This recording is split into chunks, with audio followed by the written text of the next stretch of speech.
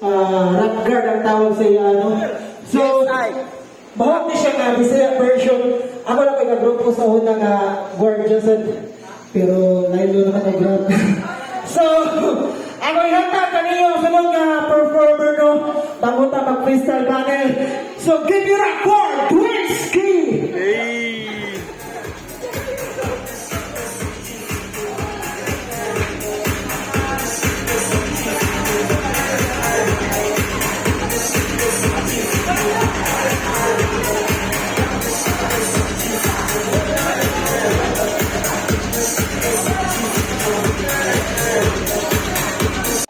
May gabi, expat.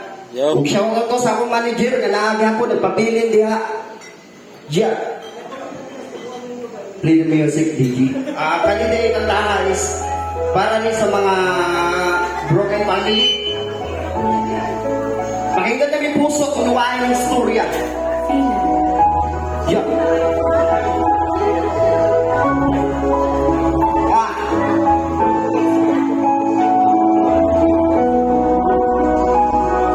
Sa puso ko ang napakadami pagkalit. Ano po ang ulang sa amin? Bakit po nagkakalit? Di mo ba kami mahal? Bakit po nagawa ko yun? Hindi po ba pwede nasamin mo lamang itoon? Ang iyong pagmamahal naman di ko maunang. Ano ulo pa po ba sige na sa kaya kung kailangan? Ama, di mo ba sa'yo sapat aking ina? Para yung umiturot umalat ka ng iba.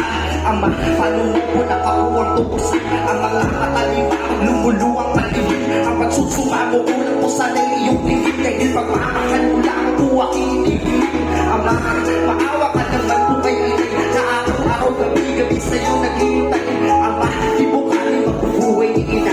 Kung patuloy po kayo nasasama din sa iba. Bakit mo po nagawa sa akin, Ama? Napaluhain mo ako at sina. Di ka po ba sa akin masaya? Please po ikay wag kang sumama sa iba.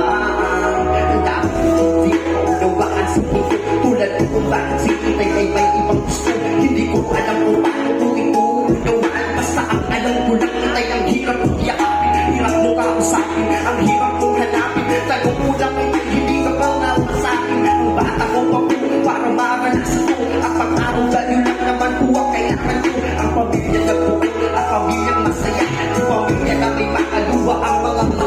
Ang gusto ko lang naman po isang masaya na bahay. Yung meron akong nanay, yung meron akong tatay. Ang mahal ko, malamang yung yakap. Ang buhay ko po sa pinay.